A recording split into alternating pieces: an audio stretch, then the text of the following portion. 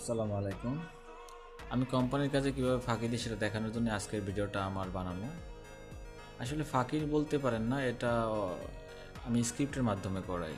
মানে আমি নিজে করি না, স্ক্রিপ্ট নিজে করে দেয়, আমি জাস্ট কমান্ড দিয়েই দিই। মূলত আমার কোম্পানিতে কাজ হচ্ছে মেইলের মাধ্যমে কাস্টমারদের ফলো করা। এই যে দেখেন, এই যে নিজে নিজে কিন্তু সে লগ ইন করতেছে মেইলে। এই যে এটা আমি পাইথন দিয়ে বানাইছি।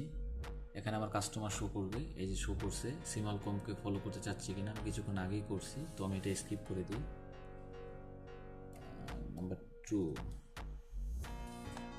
এখান থেকে আমার সিলেক্ট করতে হবে। আচ্ছা, নাম্বার 2 প্রেস করে দিলাম, এটা স্কিপ হয়ে গেছে। এমআরডোরও অন করতে যাচ্ছি না, না এটা আমি করি নাই। এখানে আমি এই জায়গায় যদি অন প্রেস করি তাহলে দেখেন কি হয়। এ নিজে নিজেই আমার সিস্টেমটা খুলবে। খোলার সাথে সাথে এই জায়গায় ও নিজে নিজেই নাম লিখবে। এই যে আলিয়াল মুমাইস প্যাকেজিং নাম লেখার পরে নিজে নিজেই স্টেটমেন্টটা ডাউনলোড করবে। আরেকবার আমার কাছে পারমিশন চাইবে যে আমি এটা ডাউনলোড করতে চাচ্ছি কিনা, মানে মেল পাঠাতে চাচ্ছি কিনা, সেই জন্য। তো দেখা যাচ্ছে যে এই জায়গায় ভালোই ডিও আছে, এটা আমি ফলো করতে পারি।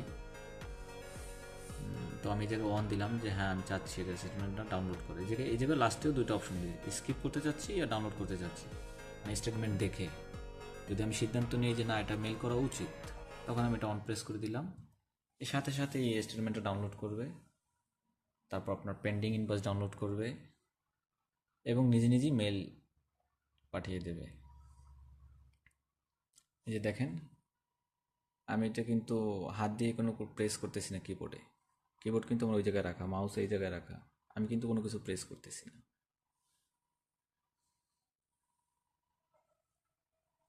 তো এটা আমি এআই দিয়ে বানাইছি, ওর মাধ্যমে কমান্ড দিয়ে এই প্রোগ্রামটা আমি পুরো রান করতেছি।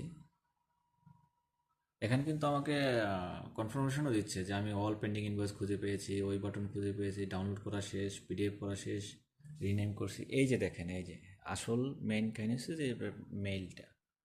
এই যে দেখেন সিসি মেইল আইডি বসাবে, নিজে নিজে কিন্তু প্রেস করতেছে,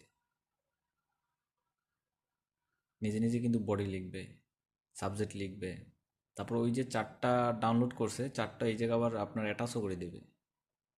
এই যে একটা টাচ হয়ে গেছে, দুইটা টাচ হয়ে গেছে, তিনটা, চারটা।